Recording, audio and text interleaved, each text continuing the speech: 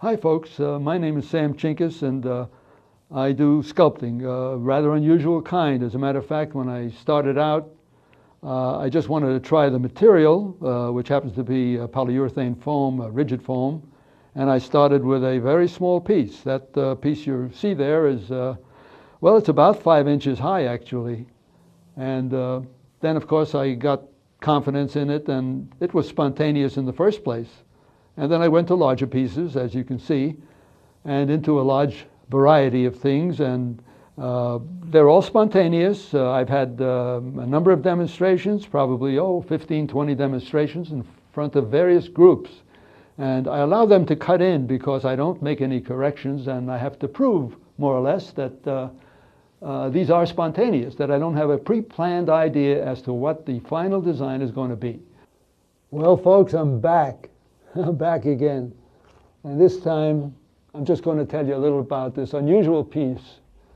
I think it's so because I had a piece left over that was very narrow, and I didn't want it to go to waste.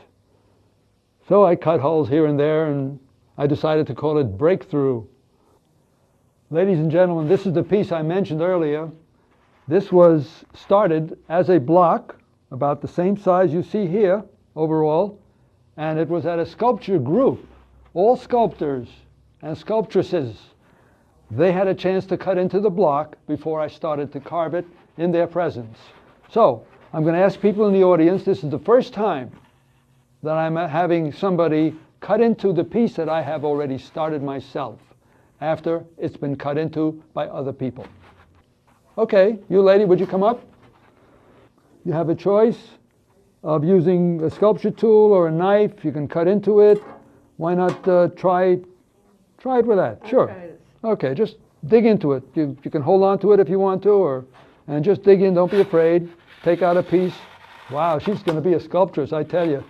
Well, folks, I want to show you what that lady did. She didn't care about me at all.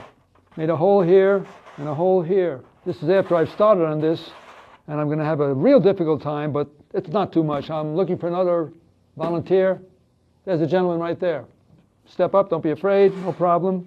Now, you could do me a lot of damage, I can tell, but let's just go ahead and pick one of the tools and just do something to it, okay? And I'll finish it later. But don't cut the whole thing in half, because then I'd have to make 2 nice pieces out of the whole thing. I get in trouble that way. Oh, very nice. This guy's got taste. Okay, this is the piece that has gone through a lot of torture. As you can see, the hole is still there that was made by that kind lady. And I'm going to do a lot of chopping around, which, well, let's see. This one here. Just kind of chopping away on that, getting rid of the shape that was handled the way it was by the gentleman. You keep cutting away, and when there's nothing left, it's a work of art. Because I work with negative space, and I'm designing all the time, 3-dimensional design, and I think you can understand why it takes many hours to complete a piece, and why it's also very messy.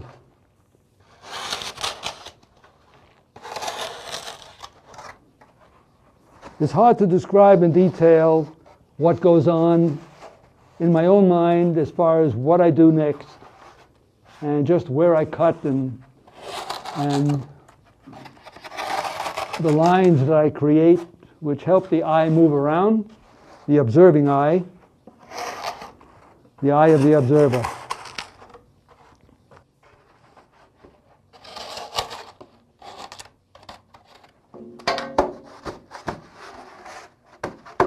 Upside down doesn't look as good.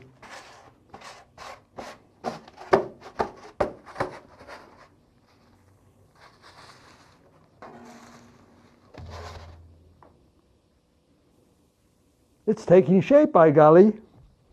It's taking shape.